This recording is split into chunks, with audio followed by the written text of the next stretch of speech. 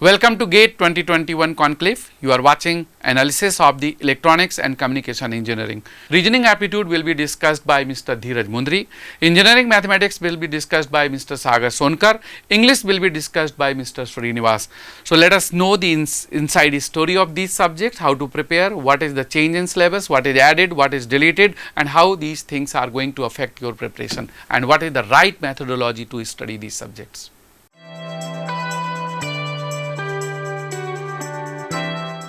Welcome students to GATE 2021 Conclave. Friends, reasoning and aptitude is the point of subject here.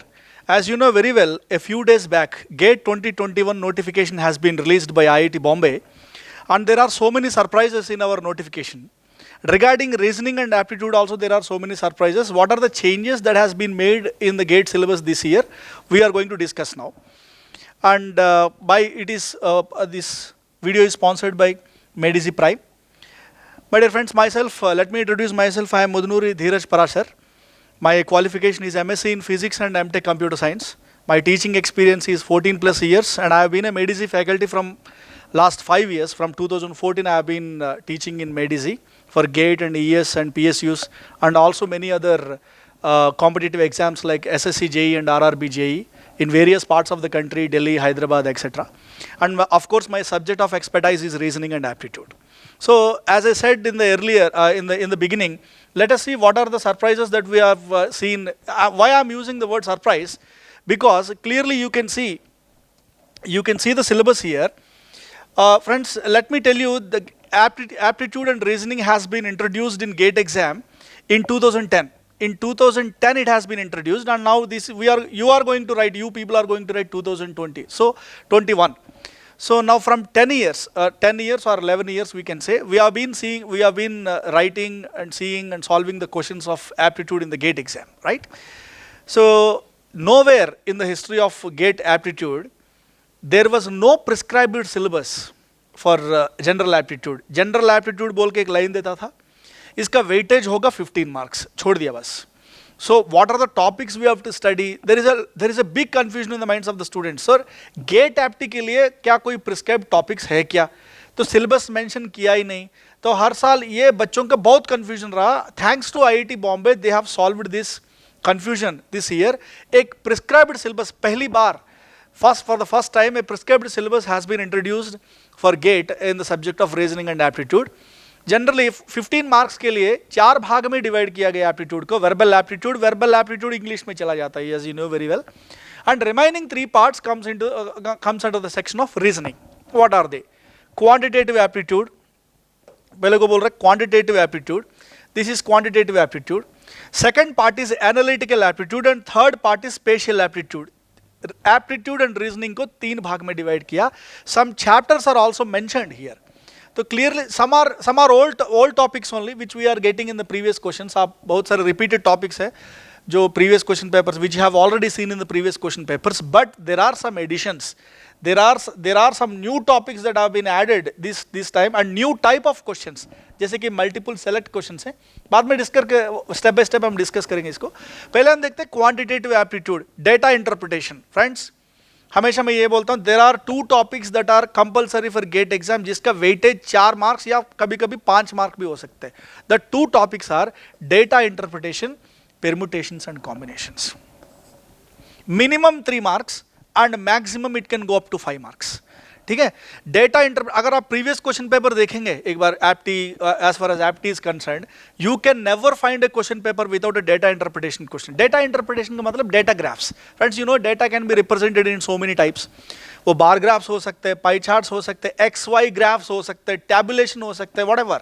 So in whatever the ways that data can be represented, all that kinds of questions are given and they are going to give also. Now in 2-dimensional and 3-dimensional, ये देखिए 2-dimensional 3-dimensional दोनों important है. ये बार बार repeat कर रहा है 2 and 3-dimensional. इसका मतलब एरियाज पे और वॉल्यूम्स पे दोनों पे फोकस करना पड़ेगा आपको. ठीक है. Numerical, percentages, powers, exponents, logarithms, permutations and combinations, mensuration, geometry, elementary statistics and probability. Elementary statistics and probability, so don't worry, some people are, sir probability का मतलब पॉइजन्स रेशियो, रैंडम डिस्ट्रीब्यूशन, ये एप्टी में नहीं आएंगे, ये मैथमेटिक्स में आएंगे. So probability means very simple questions that we deal in general competitive exams. जैसे कि मानते हैं there are 4 general categories of probability that we deal with general तरीके से. Tossing a coin, throwing a die, and picking up cards from the pack of cards, selecting a group of things, different things from a group of items. तो ये probability, general probability में आते हैं. Sometimes I have seen a repeated question based on Bayes theorem also. Bayes theorem में भी मैंने कभी-कभी questions देखा है, repeated questions भी देखे. तो second, analytical aptitude, this is very very important. In general we can name it as reasoning. Friends, reasoning is एक ऐसा topic है. Before going for reasoning, let me tell you, GATE is the only exam, I repeat this, GATE is the only exam where you can get a CALC while attempting the aptitude questions also. आप बाकी exams में देखिए, civil services पे जाइए या फिर SSC पे जाइए, you will never get a, या फिर ग्रुप्स पे जाइए, any other exam, whenever you are, technical के लिए मैं नहीं बोल रहा हूँ, whenever you write aptitude, whenever you attempt aptitude and reasoning questions, आपके पास CALC नहीं होगा, maximum exam. GATE is the only exam which will provide you CALC, virtual or physical, whatever it may be, while you are attempting aptitude questions also. तो इसके maybe some people may think मेरे पास तो CALC होगा, तो it will be very easy for me. I can just take the virtual CALC and put the formula and I can get the answer. GATE people are very clever. ये part, ये एक ऐसा part है जो आपको सोचने पे मजबूर कर देता है. You have to think, you must think, you will be forced to think if you want to get the right answer and get a good rank. Reasoning जैसे कि cubes and dice, syllogisms, blood relations. Blood relations, just tell me, blood relations में अब CALC है आपके पास, blood relations क्या करोगे? CALC can not tell you who is your aunt and uncle, right? तो there are so many topics in reasoning where CALC will be useless to you. You have to apply your logic, you have to think, and then only you will get the answer. तो ये rank decider भी हो जाता है कभी कभी. I've seen many students, reasoning part जो है रैंक डिसाइडर भी हो जाता है. 2-3 मार्क, खास करके सिविल इंजीनियरिंग जैसे सब्जेक्ट्स में 1 मार्क या 2 मार्क में भी ह्यूज रैंक्स का डिफरेंस होता है. ठीक है, अब हम आते हैं स्पेशियल एप्टीट्यूड में. Spatial, figures, geometry, drawings, diagrams, so visual, non verbal reasoning भी बोल सकते हैं. क्लियरली ट्रांसफॉर्मेशन ऑफ शेप्स, ये beautiful name it is, transformation of shapes. Geometry, 2 dimensional to 3 dimensional, 3 dimensional to 2 dimensional. Cubes and dice को ले सकते हो, opening and closing, folding and unfolding. Transformation of shapes का मतलब, मैं फिर से बोल रहा हूँ, ये क्वेश्चंस बार बार आ रहे हैं, ये emphasis, this I think this will come, this questions are going to come in the next exam. Transformation of shapes, ठीक है, 2 डायमेंशनल से 3 डायमेंशनल फिगर बनाना, 3 डायमेंशनल शेप से उसका फ्लैट करके 2 डायमेंशनल बनाना. और इस बार नया जो एडिंग हुआ है, paper folding, cutting and patterns. Friends, this is a new topic that has been added, कभी नहीं आया 10 साल में. I have seen almost 40 to 50 papers including all the branches. You know there are 20+ branches in the GATE exam. I have never seen a question on this topic, paper folding, cutting. पहली बार, for the first time he has introduced और clearly mention भी कर रहा है. Friends, paper cutting और folding एक ऐसा intuitive, it is a very creative, just like आप लीजिए, ये पेपर लीजिए, तो इसको 2 fold बना सकते हैं भाई, इसको 4 fold भी बना सकते हैं, इसको 8 fold भी बना सकते हैं. फोल्ड करने के बाद he will cut in different models. तो कट करने के बाद, after cutting, he will ask some questions on opening this model. या ऑलरेडी ओपन है तो इसको क्लोज करने के बाद क्या शेप निकलेगा. सो this is called paper folding and cutting. तो आप ये सोच के, ये बहुत सिंपल सा मॉडल है, but the questions will be, as far as this is an engineering entrance, the question will be for more tougher.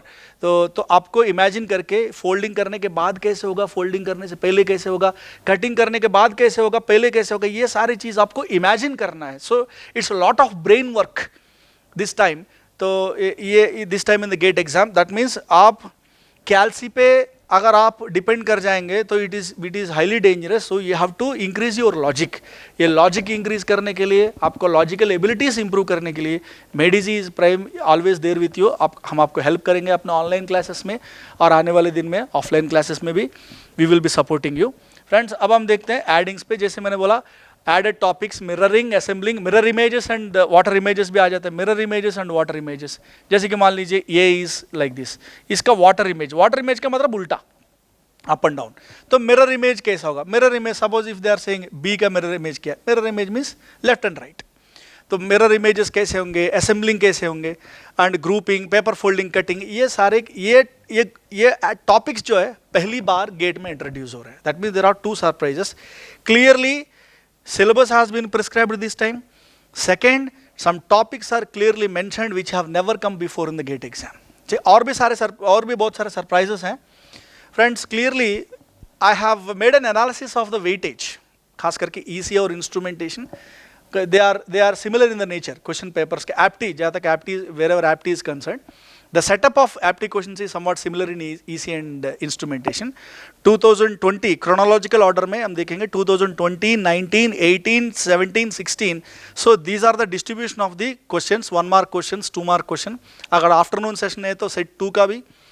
Friends, if I take the aggregate weighted average अगर मैं लूँ 9.5 आ रहा है. 9.5. हमेशा याद रखिए, out of 15 marks, the reasoning and aptitude weightage will be never less than 9 marks. मैंने कभी नहीं देखा 9 marks से कम. 9 or above 9. There are some question papers that I have seen where out of 15 you have got weightage of 13 marks also. Example, civil engineering में देखते हैं. Civil engineering में आप देख सकते हैं 2018 और 17 में आप देखेंगे सेट 2 पेपर्स. आप देखिए, ये देखिए 3-5. 1 mark questions are 3, 2 marks questions are 5. That means 1 3s are 3 and 2 5s are 10. Out of 15 marks, 13 marks came from reasoning and aptitude. ये 2018 और 17 set 2 civil engineering में हुआ. Civil engineering में हुआ है. तो out of 15, 13 marks you are getting from a topic. That means you cannot neglect. ये rank decider है, क्योंकि ऐसा अगर देखिए, अगर आप logically देखेंगे, the people that who are writing almost they are all EC, civil engineering, engineering की streams की बात करते हैं. The people who are writing these exams all are engineers. थोड़ा इधर उधर इंजीनियरिंग टेक्निकल नॉलेज एक ही होता है, बट द रैंक डिसाइडर जहाँ पे आपको ह्यूज डिफरेंस हो जाता है, that is a logical part, reasoning part. तो रीजनिंग पे जो नेग्लेक्ट करता है उसका रैंक बहुत नीचे चला जाता है. और जो रीजनिंग सब्जेक्ट जो है ES में भी आता है, तो गेट में it is very very important. जो रीजनिंग टॉपिक पे जो होल्ड उसका, जिस बच्चे का होल्ड ज़्यादा होता है, definitely he will have an edge and he will score a very good rank in the GATE exam. यहाँ पे देखिए एवरेज 10. तो इसका मतलब सिविल इंजीनियरिंग ब्रांच में रीजनिंग और एप्टीट्यूड का ये एवरेज था. और आप अगर देखेंगे इंडिविजुअली देखेंगे 12 marks 11 marks you will see like that. तो 10 plus is the compulsory weightage that you are going to get for reasoning and aptitude in the GATE exam, right. तो हम आगे जाते हैं. Friends, there are so many types of questions already you know. Multiple choice questions देखते हैं. These questions carry 1 or 2 marks. These are objective in nature. Negative marking भी है MCQs के लिए, multiple choice. And there will be 1/3 negative marking. Negative marking एक question के लिए 1/3 negative marking. Questions जिस तरह का, very simple question I'll take. I don't want to waste your time. आप देख सकते हैं what is the percentage value of 24 out of 120? 24 out of 120. So required is 24. Reference is 120. Percentages में चाहिए ना 100. तो मैंने सिंप्लीफाई कर दिया भाई साहब, इसका आंसर निकल के आ रहा है 20. So 20% is the answer for this question. So option A, clear cut. So options होते हैं, only one will be the option. We will solve the question and we will put the right answer. ठीक है, 20 is the answer. This is MCQs which you already know very well. कुछ ज़्यादा बताने की ज़रूरत नहीं है. Now there is one more surprise in GATE exam. इस बार बहुत सारे सरप्राइज है. एक और सरप्राइज, मल्टीपल सेलेक्ट क्वेश्चंस. एक से ज़्यादा राइट आंसर्स भी हो सकता है. अभी तक यूपीएससी में हम देखते आ रहे हैं, सिविल सर्विसेज एग्जाम में, but now they have come into the GATE exam also. Multiple select, एक से ज़्यादा राइट आंसर्स भी हो सकते हैं. Not that they will have, they may have, हो सकते हैं. Carrying 1 or 2 marks, 1 मार्क में आ सकते हैं, 2 मार्क में भी आ सकते हैं. In all the papers and sections, these questions are objective in nature and will have choice of 4 answers, out of which one or more than, ये कोई गारंटी नहीं है हमेशा 2 आंसर्स करेक्ट होंगे.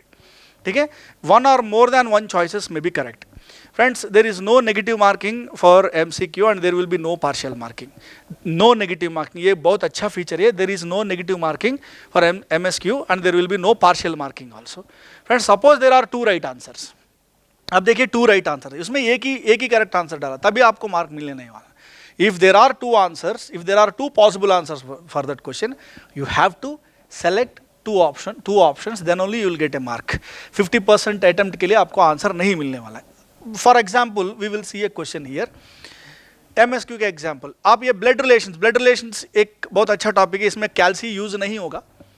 Friends, basically it is a logical reasoning topic. Pointing to a man in the photograph, Mr. A said, he is the only son of my grandfather. He is the only son. That means the multiple person should not be there. There should be only one person. Okay, singular. He is the only one son. He is the only son of my grandfather. How is that man related to ये? ये इसके लिए एक से ज़्यादा answer हो सकता है. क्यों हो सकते? क्योंकि there is no clarity about grandfather. Grandfather दो तरह के हो सकते हैं भाई साहब. मैटरनल ग्रैंडफादर भी हो सकता है, पैटर्नल ग्रैंडफादर भी हो सकता है. फादर्स फादर, डैड्स डैड, पापा का पापा हम क्या बोलते हैं? पैटर्नल ग्रैंडफादर बोलते हैं. मॉम्स डैड, मदर्स फादर, उसको हम क्या बोलते हैं? मैटरनल ग्रैंडफादर बोलते हैं. तो grandfather are of two types, तो उसका कोई मेंशनिंग नहीं है. तो आप बोलेंगे सर ग्रैंडफादर का क्लैरिटी नहीं है, तो दो आंसर्स आ रहे हैं. तो that is what is multiple select. So what are the two answers? Will see now. My dear friends, what are the two answers? We will see now. Very simple. What are the two answers? Suppose अगर आप मानते हैं Mr. A is here, Mr. A is here, Mr. A is here, his father and his father's father. Father's father का मतलब मैं मान रहा हूँ इसका पैटर्नल ग्रैंडफादर मान रहा हूँ. पैटर्नल ग्रैंडफादर का ओनली सन, पैटर्नल ग्रैंडफादर का ओनली सन, पैटर्नल ग्रैंडफादर का ओनली सन कौन होगा? Is nothing but father. तो मल्टीपल सेलेक्ट ऑप्शंस में एक आंसर फादर हो सकता है और दूसरा आंसर क्या हो सकता है? दूसरा आंसर ये हो सकता है मल्टीपल सेलेक्ट में, my dear friends, if A is here, his mother's father, what we call him, mother's father is called as maternal grandfather. Maternal grandfather, that grandfather can be a paternal grandfather or maternal grandfather. इसका कोई clarity नहीं है. तो इसका कोई clarity नहीं है question का मतलब इसके दो दो आंसर्स हो सकते हैं. वही बोलते हैं मल्टीपल सेलेक्ट क्वेश्चंस, एक से ज्यादा आंसर्स हो सकता है. तो अगर मैटरनल ग्रैंडफादर का ओनली सन हम बोलेंगे तो ये ओनली सन हो जाता है. दैट मींस मदर के अलावा एक सन भी है, he is the only son. Who he is? Maternal uncle. इसको हम मैटरनल अंकुल बोल सकते हैं, इन जनरल अंकुल बोल सकते हैं. इसके लिए इसका मतलब this question has got two answers. इसका आंसर फादर भी हो सकता है या फिर इसका आंसर अंकुल भी हो सकता है. इसका मतलब मल्टीपल सेलेक्ट क्वेश्चंस हम देखेंगे, द आंसर कैन बी ए और बी ऑल्सो. ए और बी दोनों सही है. इसका मतलब फादर भी हो सकता है, अंकल भी हो सकता है. क्यों? क्योंकि there is no clarity about the maternity and paternity routes of the grandfather. तो this is nothing but multiple select. अब तक ये यूपीएससी एग्जाम्स में आते थे. अब now this questions has come in the GATE exam also, right? So now we will be going for the third type of questions which are nothing but numerical answer type. Numerical answer type को हम simply बोलते, in simple तरीके से हम बोलते हैं fill in the blanks questions. Fill in the blanks questions. You have to type the answer. As you know, you have to type the answers. There are some people who have already taken GATE exam who are watching this video. So now, my dear friends, we have to type some answers. ये typing वाला answers को हम क्या बोलते हैं? Range भी हो सकता है. Sometimes you can type a range also. Sometimes your answer can be an approximate answer and your answer can be between 2 and 3. So 2 और 3 के बीच में हम कुछ भी हम लगा सकते हैं which is a range answer. तो कभी कभी आंसर्स डेफिनेट भी हो सकते हैं या फिर अप्रॉक्सीमेट भी हो सकते हैं. बट ओवरऑल अगर आप देखेंगे, you have to type the answer in your online exam और in the computer, right? There is no negative marking. The special feature for the fill in the blanks is, इसके लिए negative marking नहीं होगा. ठीक है? तो एक example देखते हैं. We will go for an example in fill in the blanks. आप यहाँ पे देखिए, the least possible natural number that is divisible by 4, 5, 6, 8 leaving 3 as remainder in each case is dash. अगर आप dash देख रहे हैं तो ये न्यूमेरिकल आंसर टाइप क्वेश्चन, इसके लिए डेफिनेट आंसर होगा. Friends, what is the logic for this question? You know very well. इसका आंसर होगा LCM of divisors, LCM of divisors plus remainder होगा. तो भाई साहब आप बोलिए 4, 5, 6, 8 का LCM क्या होगा? 4, 5, 6, 8 का LCM निकाल रहा हूँ. 4 is already A factor of 8. आप 4 को कैंसिल कर सकते हो. तो अगर आप 2 को करेंगे तो 2, 5, 2, 4. सो 5 2s are 10 and 10 8s are 80. So 80 is the number. So 80 is the number, not 80. अगर आप देखेंगे 2 को एक बार हम करेंगे 1, 2. So 2 into 2 4, 4 into 4, 5, 6 भी है यहाँ पे भाई. So 4 into 6, let me go for this. 120 आने वाला है आंसर. तो 4, 5, 6, 8.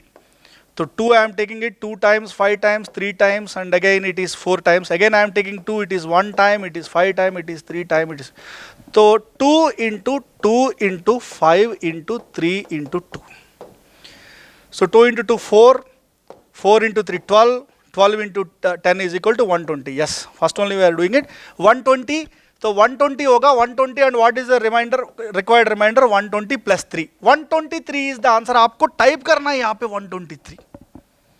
You have to write there 123, right? So 123 you have to write there. So fill in the blanks questions ऐसे होते हैं, ठीक है. Now my dear friends, coming to the topics, repeated topics.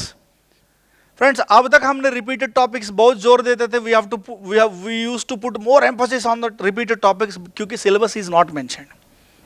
But now it is not like that.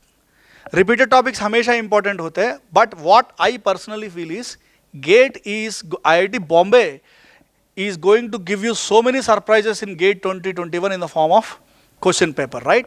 तो इतने सारे revolutionary changes आ चुके हैं. थर्ड ईयर वाले अलाउड है, तो स्पेसिफिक सिलेबस दिया हुआ है इस बार, तो मल्टीपल सेलेक्ट क्वेश्चंस भी आ गए. तो देखो कितने चेंजेस आ गए. तो डेटा इंटरप्रिटेशन, वैसे भी आप जानते हो डेटा इंटरप्रिटेशन और पेरमुटेशंस एंड कॉम्बिनेशंस के बिना कोई एप्टी का क्वेश्चन पेपर ही नहीं होता गेट में. तो क्लॉक्स भी इंपॉर्टेंट है, पजल्स भी इंपॉर्टेंट है, परसेंटेजेस इस बार और भी पेपर कटिंग और फोल्डिंग वाले भी आने वाले हैं. तो आई थिंक तो you need to solve all the questions from the previous questions from the GATE exam, and Made Easy is always with you to support in the possible ways. My dear friends, Medici Prime is an online platform, exclusive online platform that is dedicated to the service of the students. So I hope you understood what are all the latest updates and the features of the coming exam GATE 2021. So this is all about the GATE conclave regarding GATE 2021 exam. This is Dheeraj. Thank you and all the best for the upcoming exams.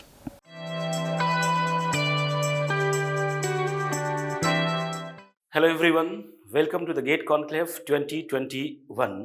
Sagar Sonkar here, faculty of Medici.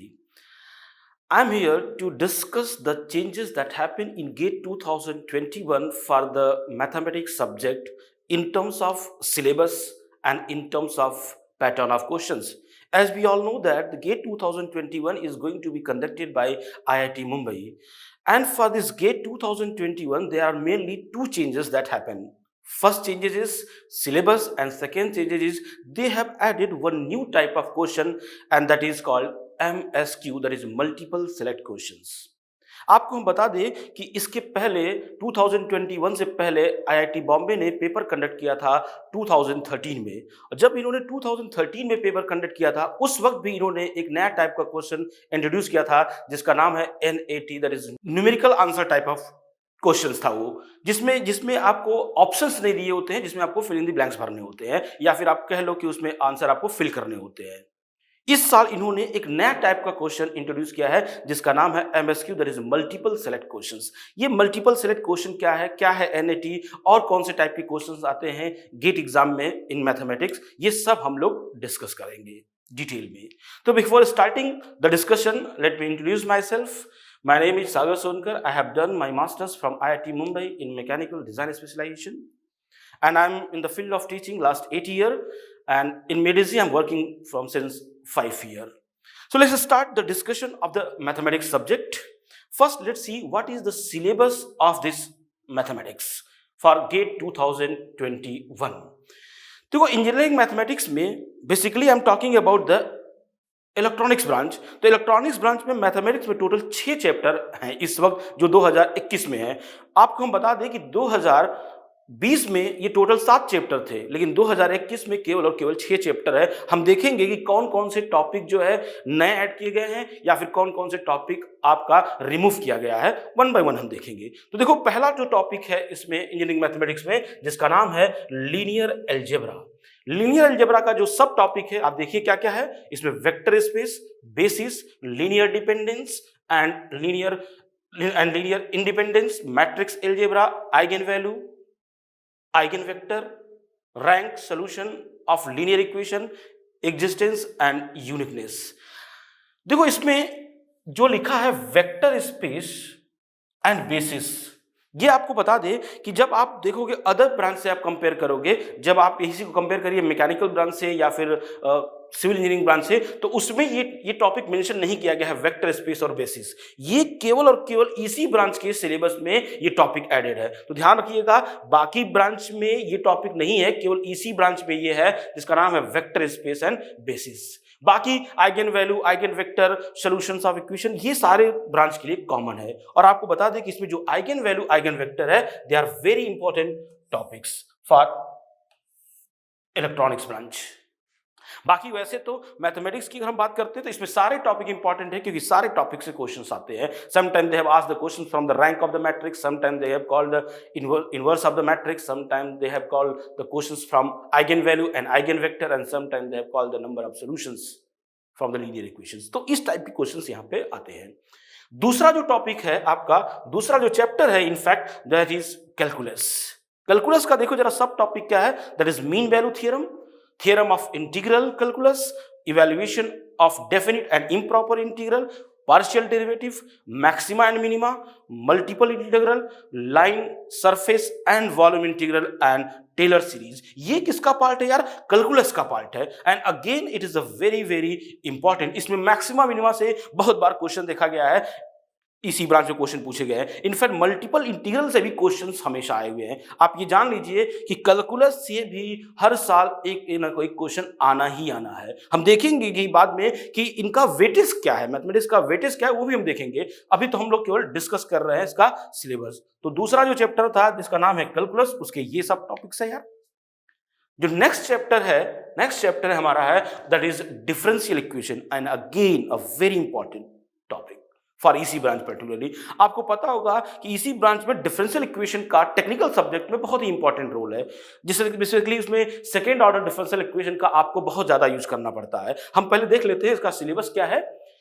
Differential equation का जो syllabus है, that is first order differential equation, that is linear and non linear, higher order linear differential equations, Cauchy and Euler equation, method of solution using variation of parameter, complementary function, particular integral, partial differential equation, variable separable method, initial and boundary value problem। तो देखो इसमें जो second order का differential equation है, उनको solve करने के बहुत सारे मेथड्स होते हैं और वो आपके लिए बहुत ही इंपॉर्टेंट है। और ये जान लीजिए कि डिफरेंशियल इक्वेशन आपको हर हाल में आना ही चाहिए, क्योंकि ये दोनों ही पॉइंट ऑफ व्यू से इंपॉर्टेंट है। एक तो मैथमेटिक्स का पार्ट है ही, साथ में इसका टेक्निकल सब्जेक्ट में ईसी ब्रांच में बहुत ही इंपॉर्टेंट रोल है इसका।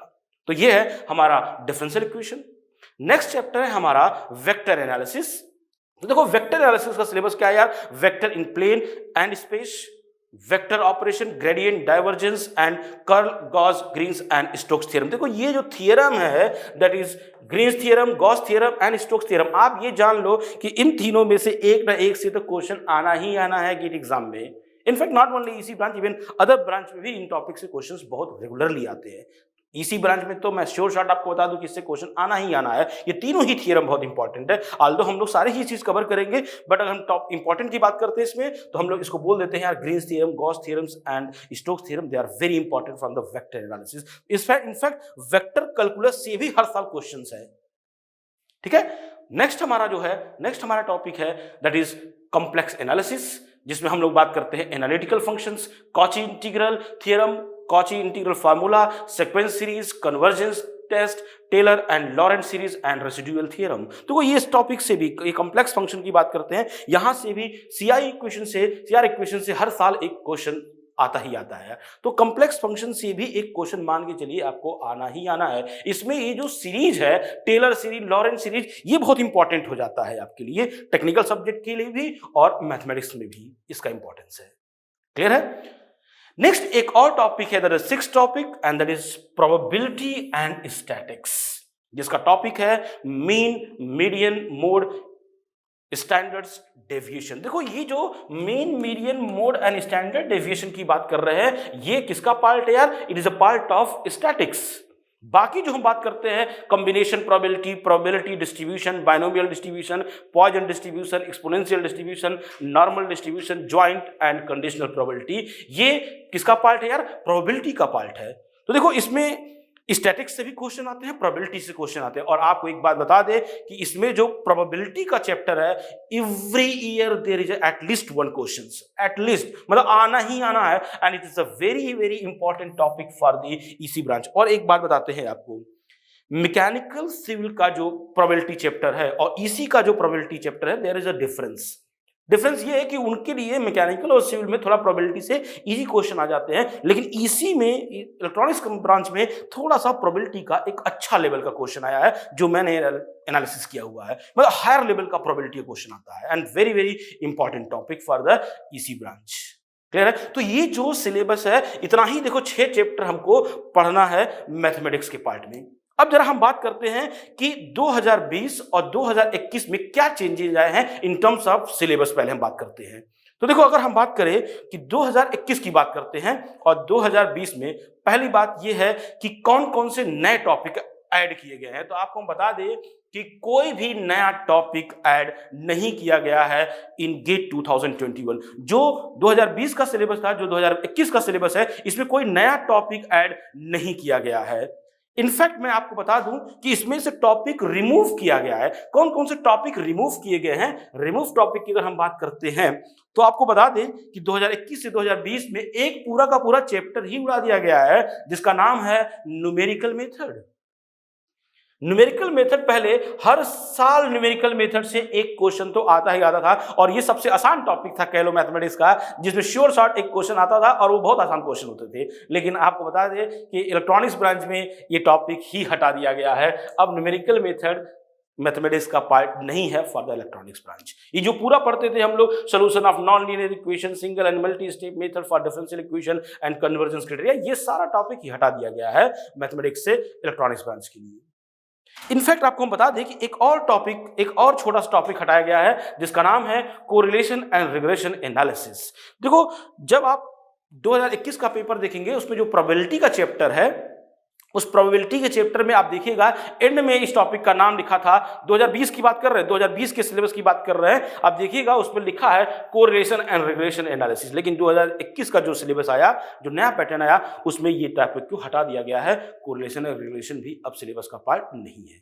तो देखो अगर ओवरऑल हम बात करें सिलेबस का, इलेक्ट्रॉनिक्स ब्रांच का जो सिलेबस है मैथमेटिक्स में, वो क्या किया गया है यार? रिड्यूस किया गया है। एक फैक्ट, इनफैक्ट एक पूरा का पूरा चैप्टर ही उड़ा दिया गया है। तो ओवरऑल क्या हो गया यार आपका? यार सिलेबस कम हो गया है, लेकिन जो क्वेश्चंस का जो वेटेज है मैथमेटिक्स का वो सेम है। तो आप ये जान लें कि जो 6 चैप्टर हमारा मैथमेटिक्स का पार्ट है, each and every chapter become very important. और मैं मान के चल रहा हूं, आप इस बात को ध्यान से सुन ले कि मैं श्योरिटी के साथ बता सकता हूं कि अब हर चैप्टर से क्वेश्चन आना ही आना है, क्योंकि number of chapter he reduce हो चुके हैं।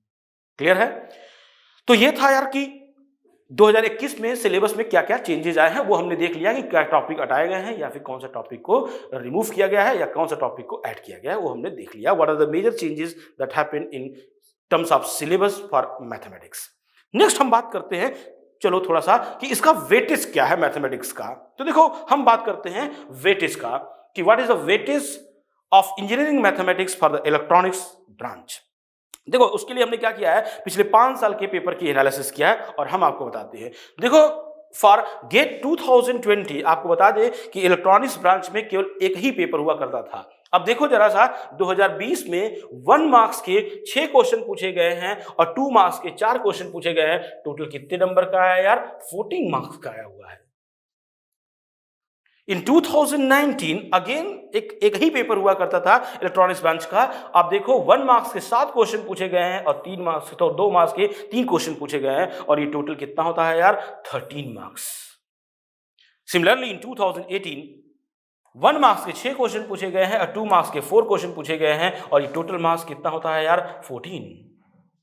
एंड इन 2017 2 सेट पेपर हुआ करते थे। पहला सेट में पूछा गया था 1 मार्क्स के 4 क्वेश्चन, 2 मार्क्स के पूछे गए 5 क्वेश्चन। टोटल कितना आया यार? 14 मार्क्स का आया है पेपर 1 में। सेट नंबर 2 की बात करें तो 1 मार्क्स के 4 क्वेश्चन आए थे और 2 मार्क्स के कितने क्वेश्चन आए यार? 5 क्वेश्चन आए। टोटल कितना आ गया यार? 14 मार्क्स के क्वेश्चन आए। देखो सेट 1 सेट 2 दोनों में 1 नंबर के 4 क्वेश्चन है, 2 नंबर के 5 क्वेश्चन है। यहां भी 1 नंबर के 4 क्वेश्चन है, 2 नंबर के 5 क्वेश्चन है। दोनों ही पेपर में 14 मार्क्स का आया था। 2016 में टोटल 3 सेट पेपर हुआ करते थे। पहला सेट में देखो 1 मार्क्स के 5 क्वेश्चन आए हैं और 2 मार्क्स के 4 क्वेश्चन आए हुए हैं। टोटल कितना हो गया यार? 13 मार्क्स। एंड सेट नंबर 2 में भी देखो 1 मार्क्स के 5 क्वेश्चन आए हैं, 2 मार्क्स के 4 क्वेश्चन आए। टोटल कितना हो गया यार? 13 मार्क्स। एंड पेपर 3 में भी ऐसा ही रहा है, उसको मैंने बस मेंशन नहीं किया है यहाँ पे। पेपर 3 में भी 1 मार्क्स के 5 क्वेश्चन आए हैं और 2 मार्क्स के 4 क्वेश्चन आए हैं और वहां भी टोटल मार्क्स कितना था? 13 था। अगर मैं इसका पूरी एनालिसिस देखूं तो मुझे एक बात तो दिख रहा है, चाहे सेट कोई भी हो, चाहे ईयर कोई भी रहा हो, एटलीस्ट कितने नंबर का आया है यार? 13 मार्क्स। और मैक्सिमम कितना आया है यार? 14 मार्क्स। एक बात तो श्योर समझ में आता है कि मैथमेटिक्स का, even it is mentioned in the notification, आप ये जान लीजिए कि इलेक्ट्रॉनिक्स ब्रांच में मैथमेटिक्स से एटलीस्ट 13 मार्क्स का तो आना ही आना है। एंड इट मींस 100 नंबर के मार्क्स में 13 नंबर का केवल क्या आएगा यार? मैथमेटिक्स आएगा। And it is the highest weightage in the guest examination. आप किसी सब्जेक्ट की हम बात करते हैं, उनमें जो सबसे हाईएस्ट वेटेज हो गया है वो किसका हो चुका है यार? मैथमेटिक्स का। 13 मार्क्स यार, ये कोई छोटा मोटा नंबर नहीं है। 13 नंबर की हम बात कर रहे हैं, 13 मार्क्स की बात कर रहे हैं। It is having the highest weightage. और उस 13 नंबर को पाने के लिए हमें कितना चैप्टर पढ़ना है? मात्र 6 चैप्टर पढ़ना है, जो हम डिस्कस कर चुके हैं। आप समझ सकते हो कितना आसान है ये 13 मार्क्स स्कोर करना। मात्र 6 चैप्टर पढ़ के हमें 13 मार्क्स क्या करना है? स्कोर करना है। चलिए अभी हम आगे डिस्कस करेंगे इसके बारे में कि कैसे हमें इसको पढ़ना भी है, कैसे हमें स्कोर करना है। हम थोड़ा सा बात कर लेते हैं अब जो क्वेश्चंस के टाइप की बात करते हैं कि किस पैटर्न के क्वेश्चन पूछे जाएंगे गेट एग्जामिनेशन में, और नया कौन सा पैटर्न का क्वेश्चन ऐड हुआ है इन 2021।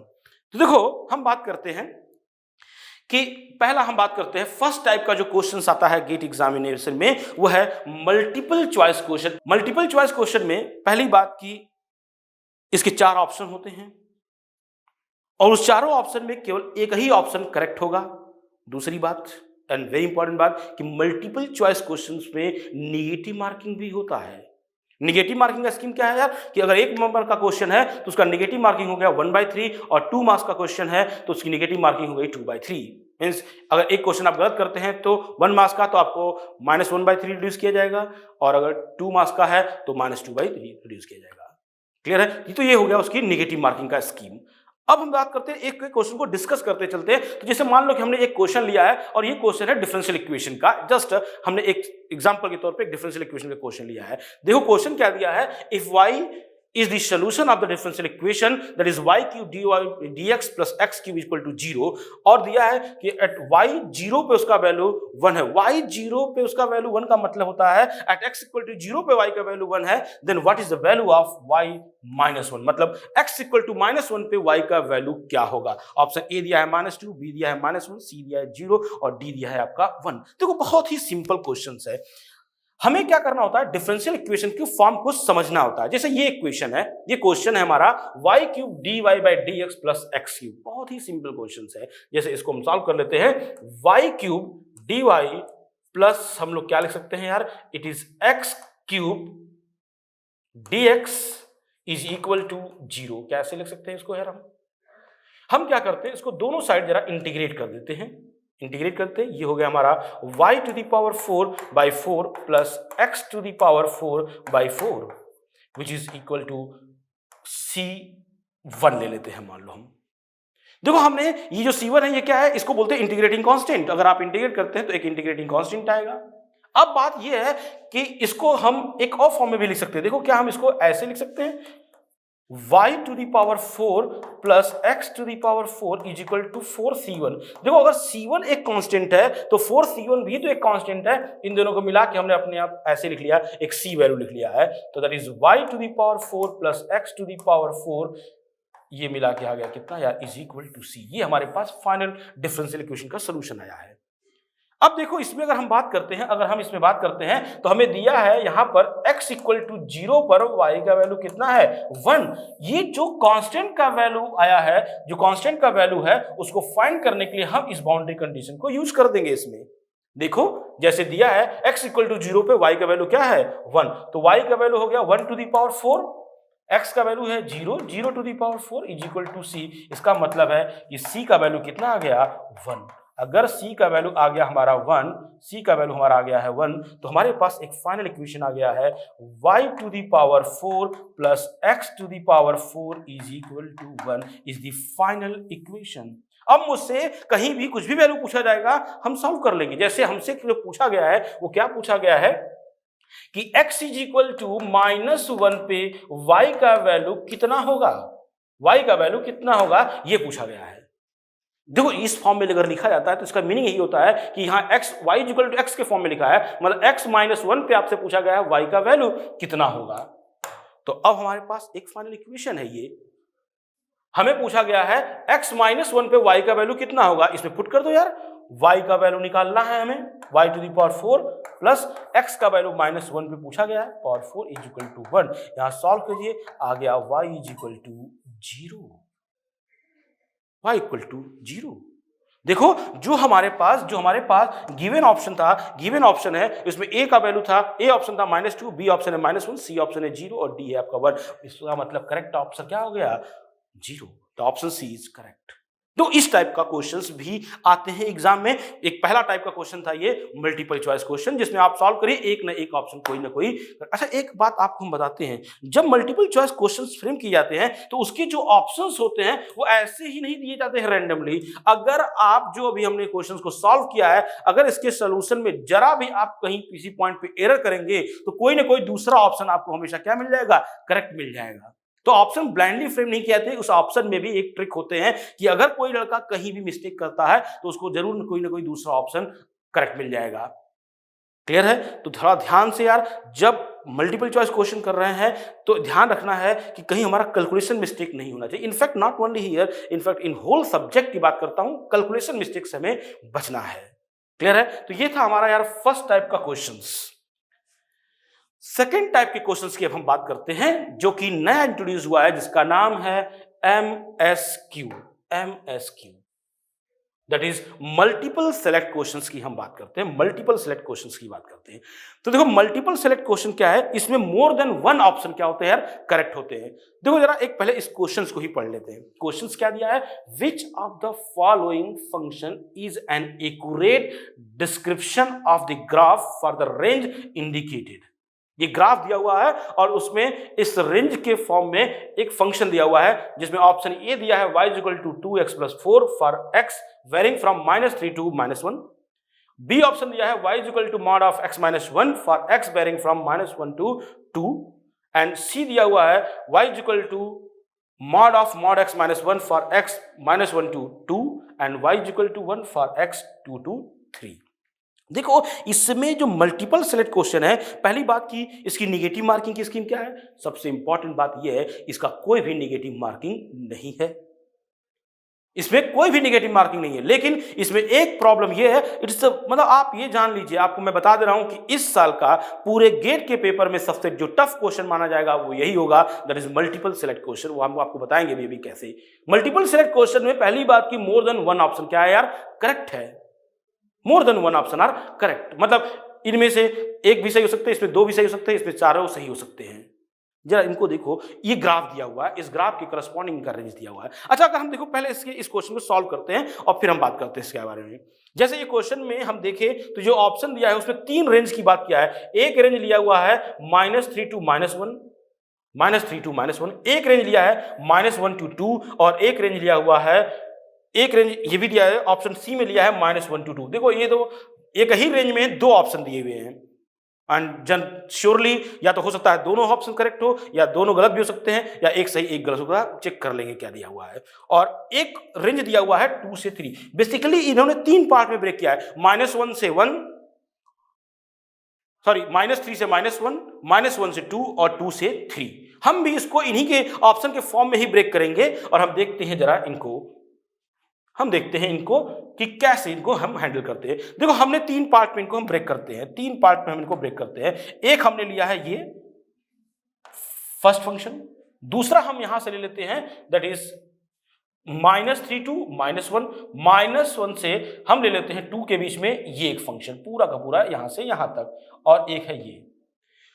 देखो हम इसको इक्वेशन के फॉर्म में कैसे लिखते हैं, पहले कैसे लिखते हैं। देखो पहला अगर हम बात करें 2 से 3 के बीच में, 2 से 3 के बीच में आप देखो 2 से 3 के बीच में y का वैल्यू मुझे साफ साफ दिखता है। देखो हम इसकी बात कर रहे हैं और ये मुझे साफ साफ दिख रहा है, इसकी बात कर रहे हैं, तो इसको क्या लिख सकता हूं, इसको हम बात करते हैं 2 से 3 के बीच में जब x का वैल्यू 2 से, x का वैल्यू जब 2 से बड़ा, x is greater than or equal to 2 and less than equal to 3 अगर हम बात करते हैं, एक हम रेंज लेते हैं ये, तो इस रेंज में y का वैल्यू हमेशा क्या है 1।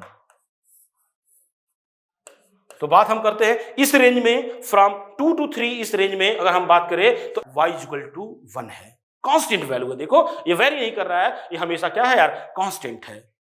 अब अगर हम बात करें एक रेंज हम लेते हैं, एक हम रेंज लेते हैं, दूसरा रेंज की हम बात करते हैं जो ऑप्शन के हिसाब से इन्होंने 3 रेंज में से स्प्लिट किया था। अगर हम दूसरा रेंज की बात करते हैं तो हम रेंज लेते हैं x फ्रॉम -1 to 2।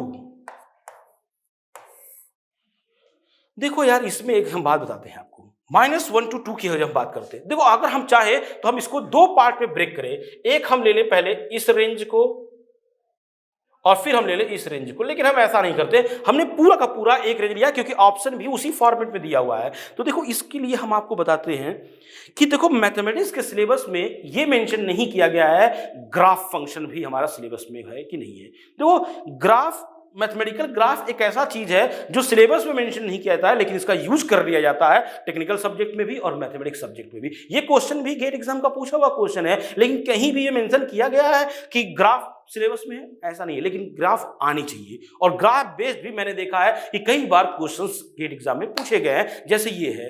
देखो अगर हम बात करते हैं यहां पर, आपको हम एक छोटा सा ग्राफ की बात करते हैं। पहले देखो, अगर मैंने आपसे पूछा जरा आप मुझे बताओ y equal to mod x का ग्राफ कैसा होता है, it is something like this. y equal to mod x का ग्राफ ऐसा होगा। अगर ये है y equal to mod x का ग्राफ, अगर मैंने आपसे ये पूछा जरा भाई आप मुझे बताओ कि y इक्वल टू, अगर मॉड x का ग्राफ ये है तो y equal to mod of x plus 1 का ग्राफ कैसा होगा, x प्लस 1 का ग्राफ कैसा होगा। या फिर हमने पूछा y equal to mod of x minus 1 का ग्राफ कैसा होगा। इनकी बात करते हैं। तो देखो अगर हम बात करते हैं यहां पर, तो देखो हमारे पास जो क्वेश्चन गिवन है, आप देखो जरा सा, उसमें इसी फॉर्मेट का ही ऑप्शन दिया हुआ है। एक रेंज है ना -1 से 2, इस रेंज में हमें एक फंक्शन बताना है कि कौन सा फंक्शन करेक्ट होगा।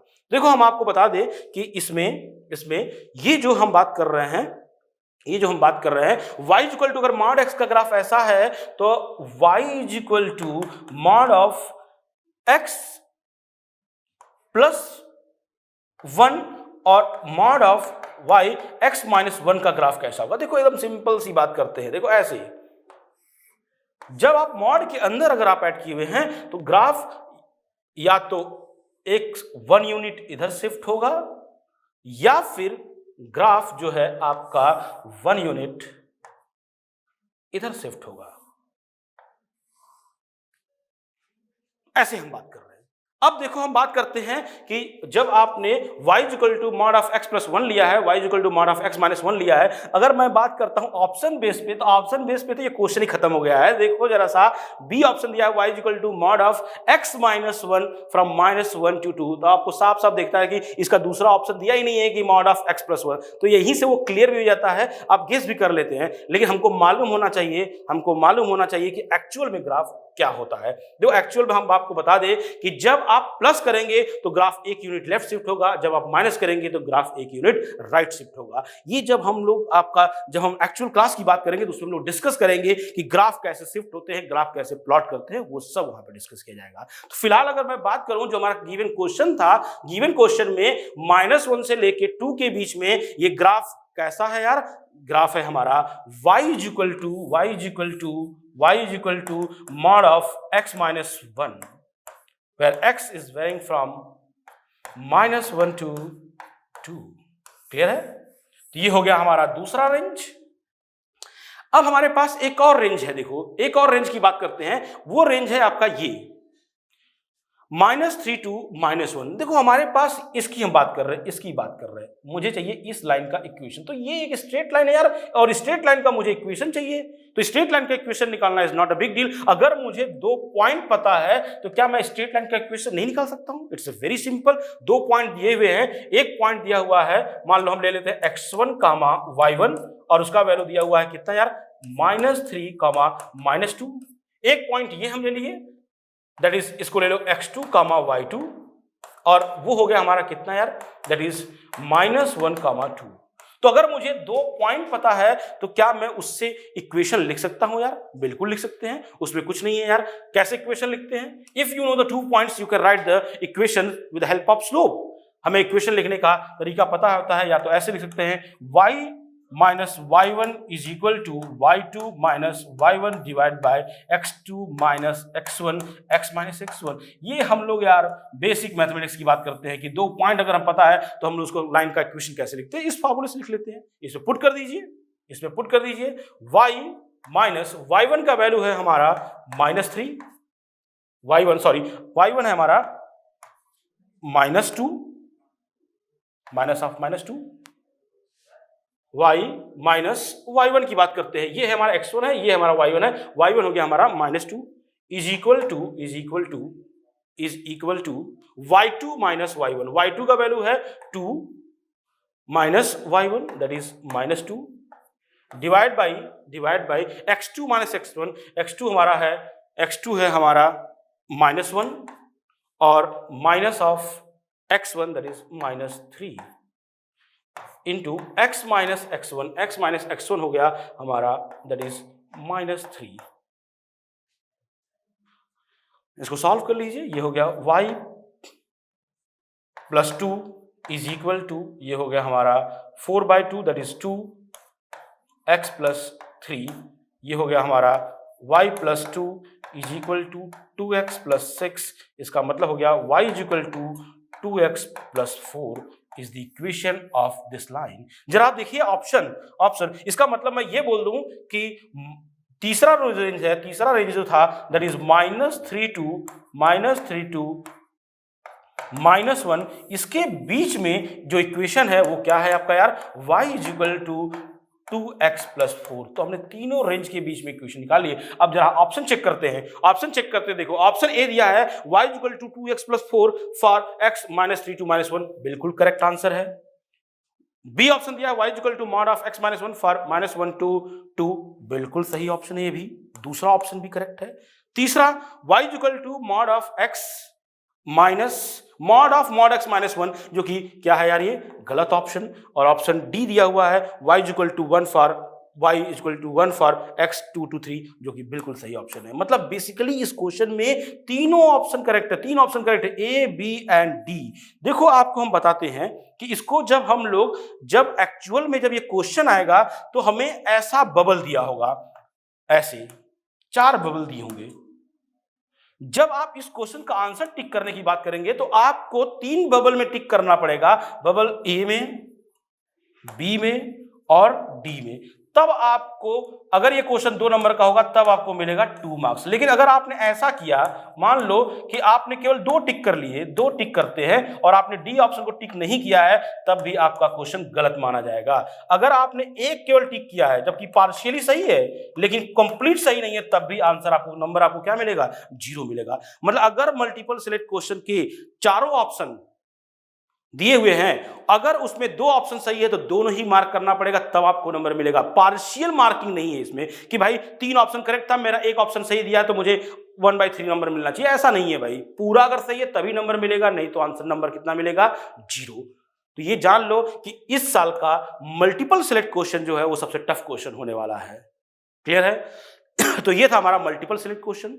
जो थर्ड टाइप का क्वेश्चन एग्जाम में आता है, जो कि पहले भी आ चुका है, दैट इज NAT, दैट इसको हम लोग बोलते हैं numerical answer type questions, NAT question. And again देखो जरा सा, एक हमने लिया है NAT टाइप क्वेश्चन। पहले आपको बता दें इसका मार्किंग स्कीम क्या है यार। NAT क्वेश्चन में कोई भी नेगेटिव मार्किंग नहीं है। करेक्ट आंसर पे तो नंबर मिलेगा, लेकिन अगर नेगेटिव मार्किंग की बात करें तो नेगेटिव मार्किंग नहीं है। अगर आप गलत भी देते हैं तो आपको नंबर 0 मिल जाएगा, लेकिन नेगेटिव मार्किंग नहीं है इसमें। क्लियर है? तो देखो NAT क्वेश्चन की अगर हम बात करते हैं, एक क्वेश्चन लिया हमने और ये क्वेश्चन हमने लिया है लीनियर अलजेब्रा से। देखो जरा क्वेश्चन में पूछा क्या गया है, the product of non zero eigen value of the matrix is. ये भी बेसिकली गेट का क्वेश्चन पूछा हुआ है, आपसे पूछा गया है the product of non zero eigen value of this given matrix. देखो जरा सा, ये 5x5 का मैट्रिक्स है और आपसे पूछा गया है इसके नॉन जीरो आइगन वैल्यू का आपको प्रोडक्ट पूछा गया है। क्वेश्चन देख के ही लगता है यार ये 5x5 का मैट्रिक्स कहां से पूछ लिया गया है। आपको हम पहले बता दें कि ये क्वेश्चन गेट एग्जाम में पूछा जा चुका है।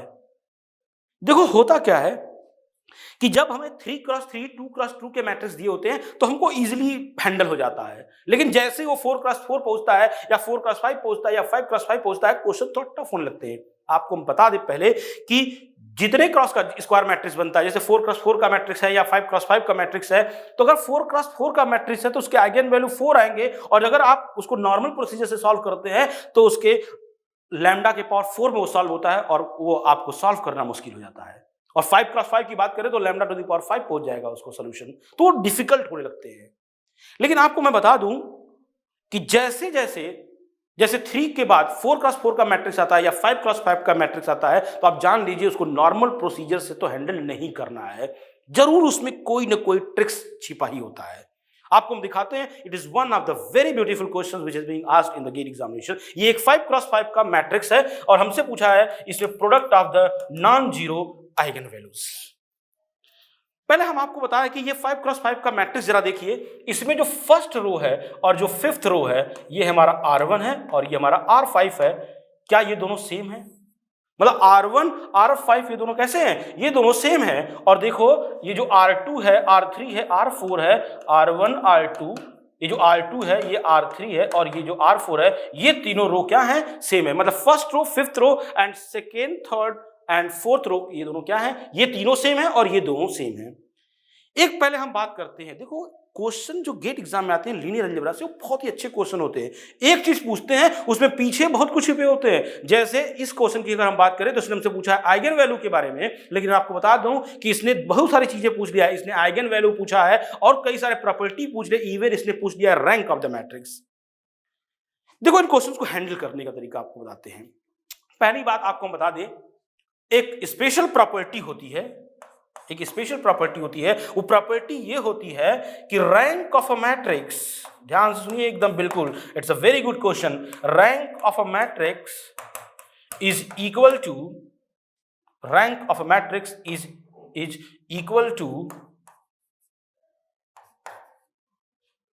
Equal to number of non zero eigen value.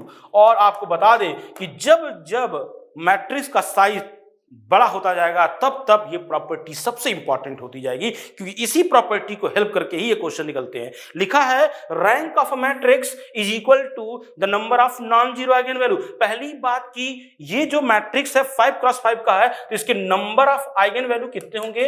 इसके नंबर ऑफ आइगन वैल्यू वो कितना हो जाएगा यार? इट इज 5 इसके आइगन वैल्यू आएंगे। और यहां बोल रहा है कि rank of the matrix is equal to the number of non zero eigen value, तो इसके 5 आइगन वैल्यूज होंगे। अब मुझसे पूछा गया है कि इसमें जो पांचों आइगन वैल्यू आएगा उनका प्रोडक्ट का वैल्यू क्या होगा?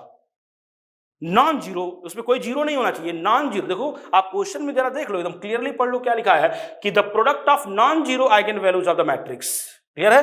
अब देखो जरा सा, हमने एक प्रॉपर्टी लिखा है कि the rank of the matrix is equal to the number of non zero eigen value. पहली बात की अगर हम बात करें कि इस मैट्रिक्स का रैंक कितना होगा, देखो अगर हम बात करें कि जैसे मान लो कि ये 5x5 का मैट्रिक्स है, लेट से हमने इसको बोल दिया कि ये हमारा मैट्रिक्स है ए, ठीक है, ये मैट्रिक्स ए है।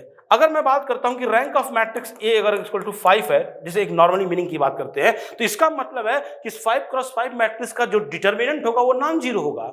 लेकिन आप चेक करो कि अगर हम बात करें कि इस 5x5 का मैट्रिक्स का डिटर्मिनेंट कितना है, तो आपको साफ दिख रहा होगा कि भाई इसमें जिस मैट्रिक्स का 3 रो सेम होगा उसका डिटर्मिनेंट तो हमेशा ही क्या होगा? जीरो होगा। इनफैक्ट अगर किसी भी मैट्रिक्स के 2 रो या 2 कॉलम सेम होते हैं तो उनका डिटर्मिनेंट हमेशा ही क्या होता है? जीरो। यहां तो 3 रो सेम है और 2 रो सेम है, तो ऑब्वियसली 5x5 का मैट्रिक्स का डिटर्मिनेंट क्या हो गया?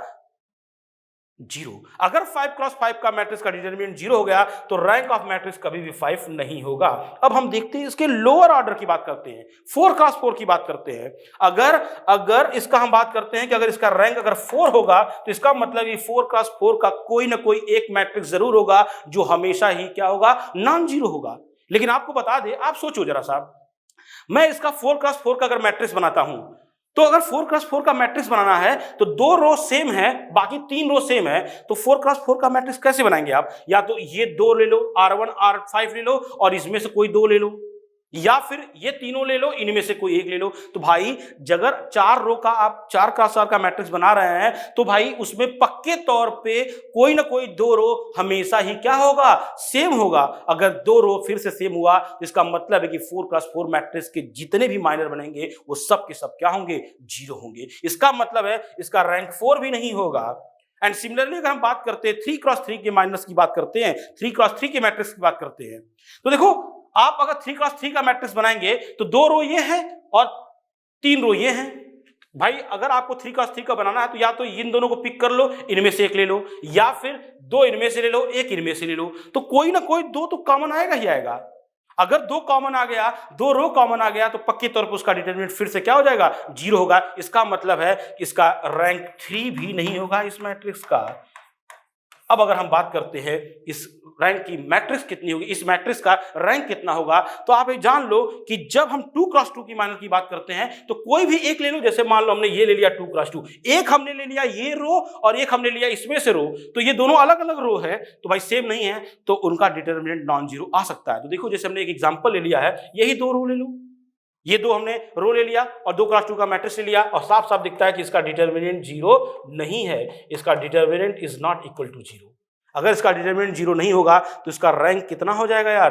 तो rank of the matrix is equal to 2 and very very important. Although जब मैं आपको क्लास में बताऊंगा तो रैंक निकालने के लिए इतना हमें करना ही नहीं होगा। रैंक निकालना तो सबसे आसान काम होता है, बहुत सारे उसके ट्रिक्स एंड टेक्निक्स होते हैं। फिलहाल यहाँ पे हमें साफ साफ दिखता है इस मैट्रिक्स का रैंक कितना हो गया है? 2। अब देखो जरा इस प्रॉपर्टी की, ये जो प्रॉपर्टी हमने दिया है कि rank of the matrix is equal to the number of non zero eigen value. अगर इस मैट्रिक्स का रैंक 2 है तो इसमें कितने नॉन जीरो आइगन वैल्यू होंगे? वो भी कितना होगा? 2। अगर 2 नॉन जीरो आइगन वैल्यू है और टोटल आइगन वैल्यू कितने हैं? 5, तो बाकी 3 आइगन वैल्यू क्या होंगे? हमेशा 0। मतलब टोटल 5 आइगन वैल्यू जो है λ1, λ2, λ3, λ4, λ5, मान लो ये आइगन वैल्यूज की बात करते हैं, तो इस 5 आइगन वैल्यू में 3 तो हमेशा ही क्या होगा? 0। केवल 2 आइगन वैल्यू होंगे which is non zero. Clear बात? तो 2 आइगन वैल्यू है नॉन जीरो और इन्हीं दोनों आइगन वैल्यू का प्रोडक्ट का आंसर पूछा गया है। अभी तक तो आइगन वैल्यू मिला नहीं, अभी तो हमने बस ये पता कर लिया कि इसमें कितने नॉन जीरो आइगन वैल्यूज हैं, वो है 2। अब देखो जरा सा, अब बात करते हैं यहां से एक और चीज। आपने पढ़ा होगा the sum of the eigen value, sum of eigen value is equal to the trace of the matrix, trace of matrix. और आपको बता दें ट्रेस क्या है, तो ट्रेस का मतलब होता है इसका जो डायगोनल एलिमेंट का सम ही क्या कहलाता है? Trace of the matrix. यहां पे 1 था, ध्यान रखेंगे। Trace of the matrix, trace of the matrix देखिए ये है हमारा ट्रेस ऑफ द मैट्रिक्स। तो ट्रेस कितना हो गया इसका यार? ट्रेस हो गया हमारा इट इज इक्वल टू 5। तो मतलब सम ऑफ द आइगन वैल्यूज मतलब λ1, λ2, λ3, λ4, λ5 का वैल्यू कितना हो गया यार? 5 हो गया, जिसमें λ1, λ2, λ3 क्या हो चुका है? 0 है। इसका मतलब है कि जो 2 आइगन वैल्यूज है λ4 और λ5 उनका सम कितना है? 5। मतलब 2 आइगन वैल्यू जो है नॉन जीरो वाले उनका सम कितना है? 5। तो 5 अगर है दोनों का सम तो ये 5 केवल 2 ही ऑप्शन है, या तो ये 4+1 हो सकता है या फिर ये हो सकता है 3+2। अब एक आइगन वैल्यू भी अगर मुझे मिल गया तो ही मेरा काम हो गया। देखो अब उस एक आइगन वैल्यू को फाइंड करने के लिए हमें थोड़ा सा बेसिक्स पे जाना पड़ता है। जैसे हमने पढ़ा होगा ax is equal to lambda x, बहुत सिंपल की बात करते हैं, ax equal to lambda x. अगर हम बात करें तो ए मैट्रिक्स हमारा क्या है यार? It is 1 0 0 0 1 0 1 1 1 0 0 1 1 0 0 1 1 0 and 1 0 0 0 1। ये हमारा ए मैट्रिक्स है। मान लो एक हमने मैट्रिक्स ले लिया x1 x2 x3 x4 and x5 is equal to lambda x1 x2 x3 x4 and x5। Clear है? तो अगर मैं इनसे एक इक्वेशन बनाने की बात करता हूं, तो देखो अगर हम बात करें इनका मल्टीप्लाई करके जरा इनका इक्वेशन बनाते हैं, तो हमें दिखता है कि फर्स्ट रो का फर्स्ट कॉलम इस मल्टीप्लाई कर दीजिए, तो ये हो गया x1 plus x5 is equal to lambda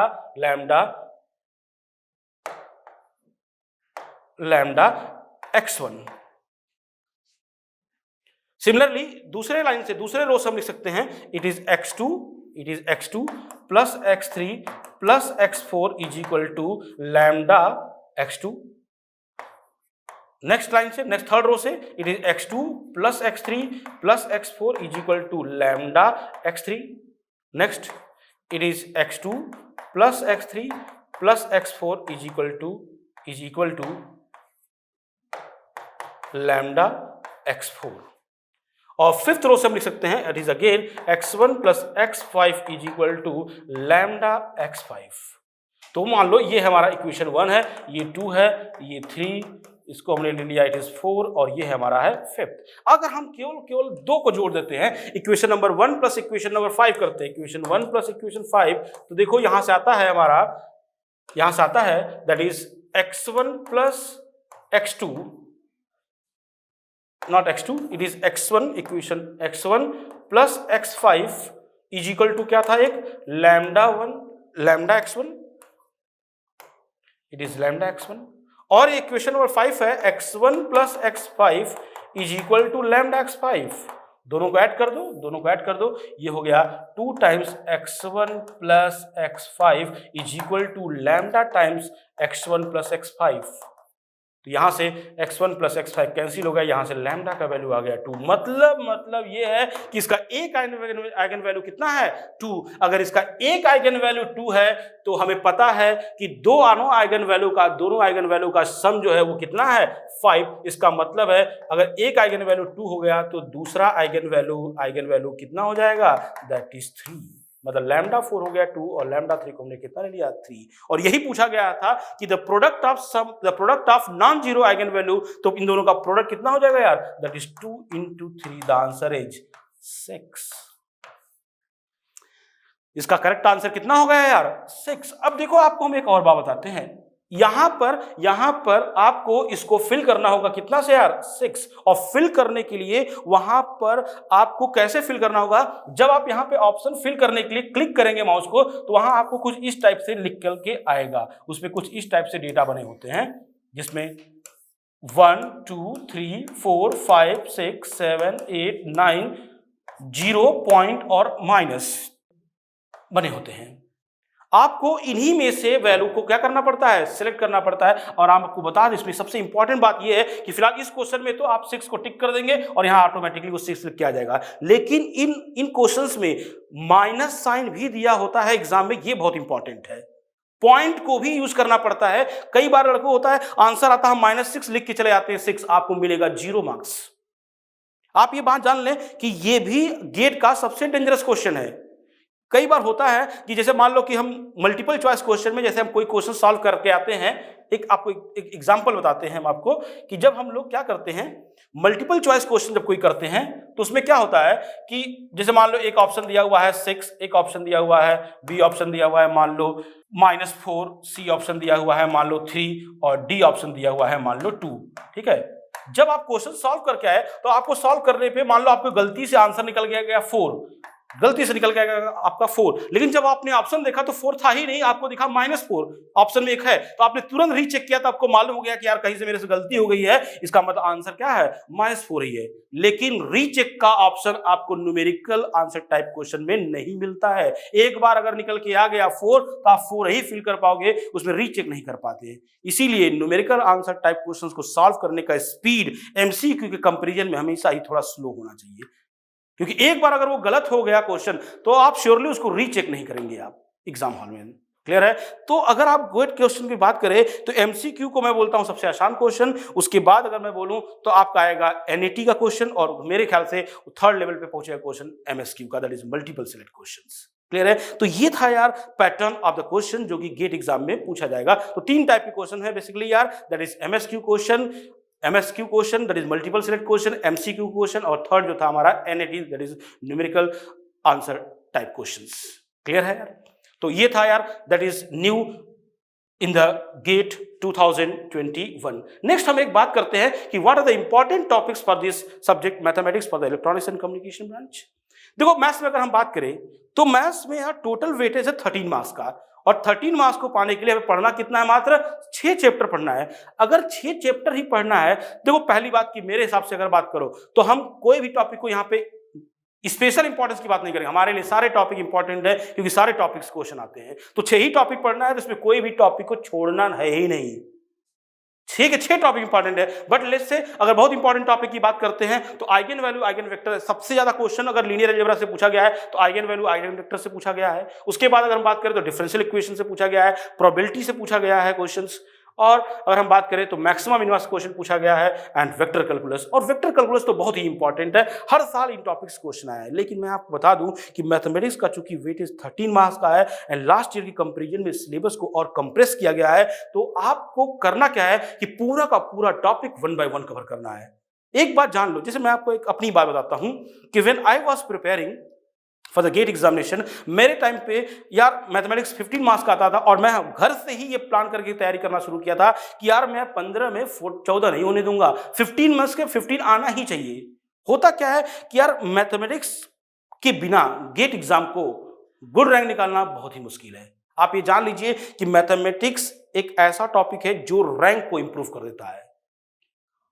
मैं आपको बता दूं कि आपका टारगेट मेरे अकॉर्डिंग ये होना चाहिए कि मैथमेटिक्स में एक नंबर भी कम नहीं होना चाहिए. अगर 13 मार्क्स का आ रहा है तो 13, और अगर 14 मार्क्स का आ रहा है तो 14 नंबर आना चाहिए. एक भी नंबर कम नहीं होना चाहिए. That should be your target. चूंकि सिलेबस कम है, और तब तो यार और अच्छी बात हो गई. सोचो पहले 13 नंबर का क्वेश्चन आते थे, तब सिलेबस ज्यादा था, और अब सिलेबस कम हो गया, अभी भी उतना ही मार्क्स का आता है. तो सबसे इंपॉर्टेंट टॉपिक हो गया है जो हाईएस्ट वेटेज भी है और सिलेबस भी कम है. तो मेरे ख्याल से यार आपको टारगेट करना चाहिए पूरा का पूरा सिलेबस डिटेल में कवर करेंगे यार. आपको डिटेल में कवर भी करना चाहिए, और आप अपना टारगेट बनाइए. मेरा टारगेट आपके लिए ये है कि आपको मैथमेटिक्स उस लेवल पे दे कि हर एक लड़का ये एम बना ले कि यार मेरा फेवरेट टॉपिक मैथमेटिक्स होना चाहिए, और हमारा मैथमेटिक्स में एक भी नंबर कम नहीं होना चाहिए. So my target is to score 13 out of 13 for you guys. So this is all for this subject, and see you in the actual GATE lecture. Thank you very much.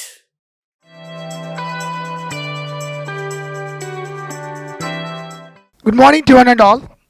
This is MEDICI Prime Gate 2021 Conclave Verbal, and the topic is my students. First, before I proceed to the topic, I would like to introduce about myself, right? I am Vadari Srinivas Rao, and my education background is MA English Literature, MA Public Administration, Bachelor of Law, and BEd. My teaching experience is almost more than 25 years, right? MEDICI faculty. I have been working with MEDICI for the last 5 years, and my subject is English and communication skills. Very fortunately, my dear students, in the previous years, if you come into the consideration, you observe no one knows exactly what syllabus of English is for the GATE and IS, right? Very first time, after very long time in the history of GATE exam, right? Government, they have introduced the prescribed syllabus for the English subject, and these are the topics we have. 1. Tenses, articles, adjectives, prepositions, conjunctions, verb noun agreement, and other parts of speech. Regarding grammar, these are the topics we require. Whereas for grammar, right, words, idioms, and phrases in phrases. Sometimes we can expect some questions from the part of idioms also, phrases and idioms. Next, and more important topic is reading comprehension. If you take into consideration for the last 5 years, I am sure you definitely will find minimum 2 marks question from the reading comprehension. So this is playing a major role, I am very sure. Next I will come to the make indications. So if you take all the previous 5 years, right, these are the marks were given from English topic. See, first you take electronics and instrumentation, right, for the last 5 years. In the 2020, right, in the set 1 means the exam which happens in the morning section. That what we call set 1, right? In the set 1, 4 marks are given. 2 marks, 4 marks were given. It was given for 4 marks. It may be 1 mark or 2 mark depending on situation. Whereas in the afternoon section, set 2, right, 2 marks were given. It may be 2 mark or 1 mark. My dear students, fortunately, see, so if you come into the average, if you take into the average like this, all the 5 years, the average of English marks is 5.5 marks. So 5 to 6 marks definitely we can expect from English. So every single mark is playing a major role in getting succeeded for the competitive exam. Don't neglect English. It is just for 6 marks. Students, how unfortunately they are thinking it is just for 5 or 6 marks. Why should I spend more time on why should I spend more concentration on English instead of paying concentration on English subject? If I would like to proceed for the technical subject, I can expect more marks. Don't be too crazy or don't be too silliness, because every single mark plays a major role, especially for the competitive exams, right? So let us go with deep concentration regarding English subject also. Next, my students, see, in the case of civil engineering, I explained about the topic of electronics and instrumentation. Now, if you take the civil engineering branch, see, 2020 and 1 marks questions, 3 questions were given for 1 mark and 1 question was given for 2 marks. Similarly, 2019, 2018, 2017, 2016. Total, whereas in the case of set 2 also, you take and 2 marks was given, 1 mark was 4 questions were given for 1 mark and 1 question was given for 2 marks. Similarly, 3 questions, 2, 0, 2, 0, 3, 1. If you take into the average like this, 4.5 marks. It means the paper was given for 5 marks English subject, right? Next. My students, see, questions, in what way we can expect the questions. See, education is of 2 kinds, general education, competitive education. In the case of competitive examination, right, every question will be given. In the case of general education, academic education, it means general means academic education. In the case of academic education, you take any question, every question will be basing on straight method process. Education background, it means academic education means 10th class, intermediate, engineering, like this. In the case of all academic educations, questions will be given in straight method. But whereas in competitive exams, right, second is competitive exam. One is education, it means academic education, and the second is competitive examination. In the case of competitive examination, it might be vocabulary or it might be grammar. Whatever the question is, no question will be given in straight way. Okay? In the case of competitive exams, questions will be definitely given from general academic education process. In the case of competitive exams, whatever the question it is, the question we can expect in any one of these 3 forms. First form, multiple choice questions. Multiple choice questions. And it may be given for 1 mark or 2 marks. These are objective in nature. For a wrong answer in MCQ, there definitely see for a wrong answer in the MCQ, definitely you will have 1/3 negative mark. So my dear students, unless you are sure of the right option, don't go for attempting, right?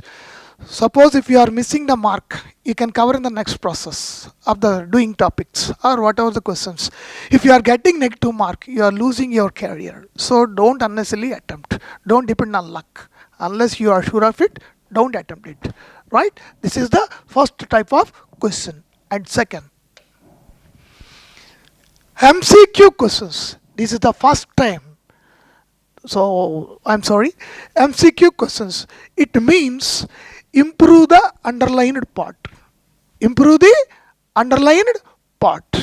What is the meaning of underlined part? See, you will be given one sentence in bold letters in the exam, whereas in the classroom we have just underlined to make you understand clearly, right? See, it is no good to cry over spilt milk. It is no good to cry over spilt milk. This is the underlined part. Now you have four options here, A, B, C, D. Among these four options, what is the right option? You have to decide in the place of the underlined part. That is your judgment here. So I will explain, I'll give the good explanation here, I'm sure. See, it is no good to cry over spilt milk. The word no good, this is an idiomatic expression. The word no good always takes V1 plus ing form. No good never follows by 2 plus V1. No good, the word no good always takes V1 plus ing form. So what is the answer? It is no good crying over spilt milk. Did you get the point? I'm sure you got the point. And next, multiple select questions. This is the first time it has been introduced in the GATE exam, right? Multiple select questions means, my dear students, see, let us take one question. See, in the case of this question, it may be given for 1 mark or 2 marks, depending on the situation. And also there is no negative marking for MSQ. So you have negative marking only first part, 4 options. For the second and third questions, you have no negative mark. Whether you are sure or not, you can blindly attempt it. Though you are getting confusion, nothing to worry, right?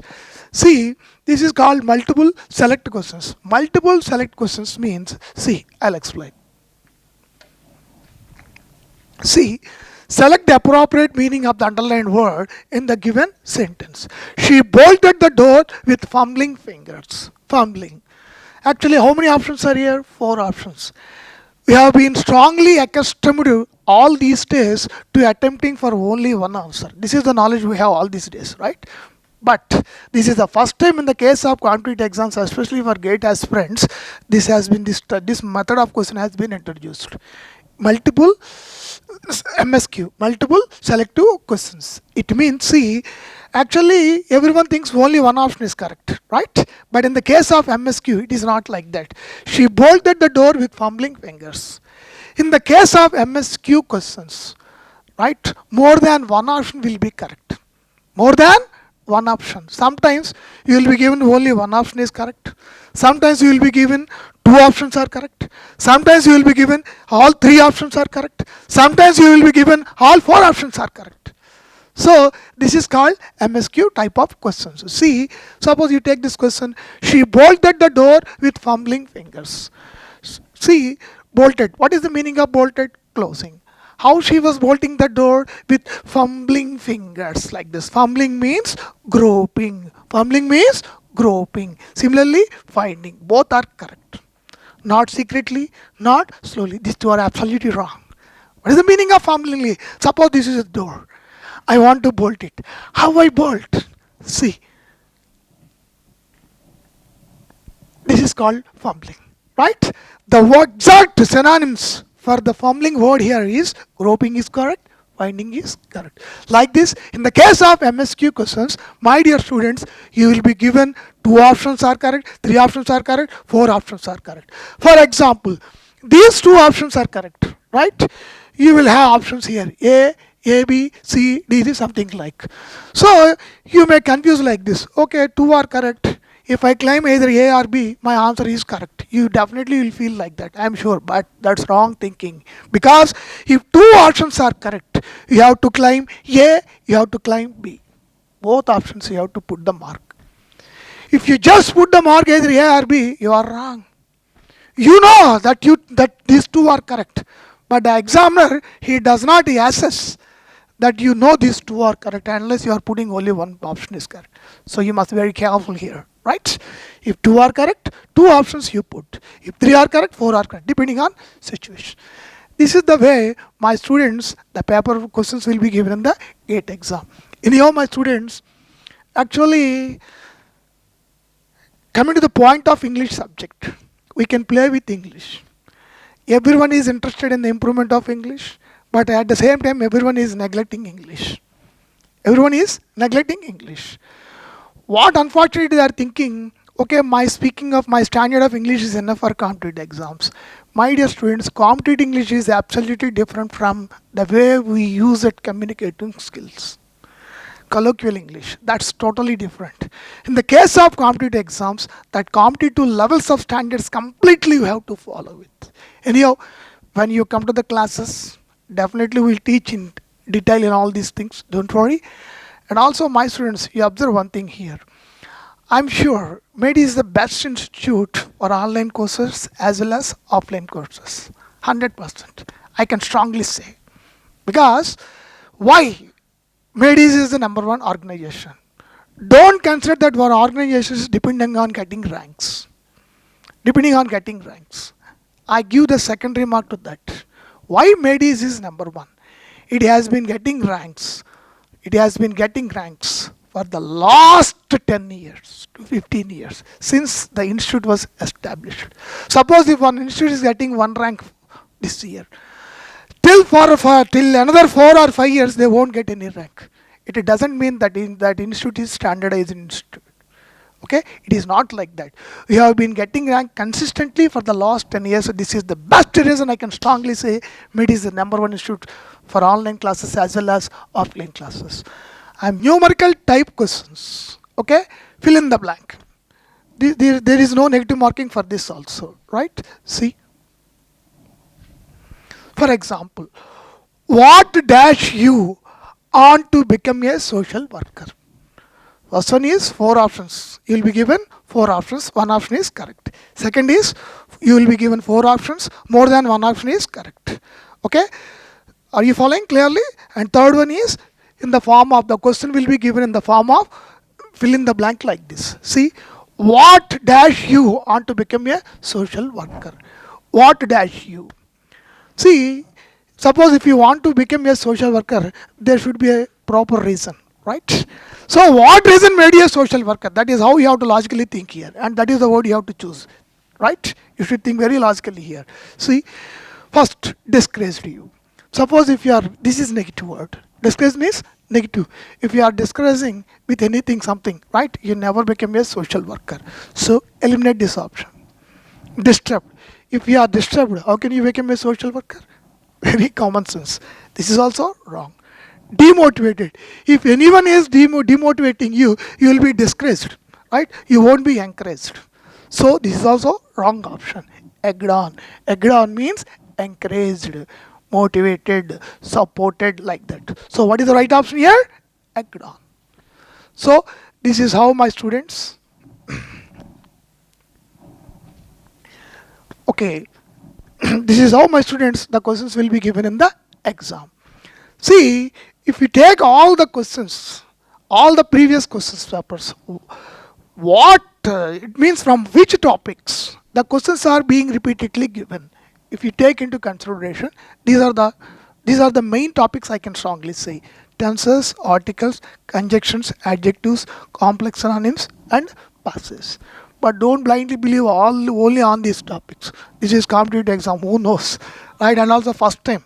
This is the first time. In what way the question will be given in the competitive exams, no one can make it out. So, my dear students, when you attend the classes, we'll give you lot of good guidance, we'll give you good support in all aspects. We can make you masters in English. This is my challenge. Don't worry, my students, don't worry. Thank you for giving me this opportunity, and thank you for receiving my lecture with a lot of patience in this torrid situation of corona, which is wreaking a havoc in entire the world. I'm sure within no time all we can come out from this dirtiest situation. We can live in the happy world.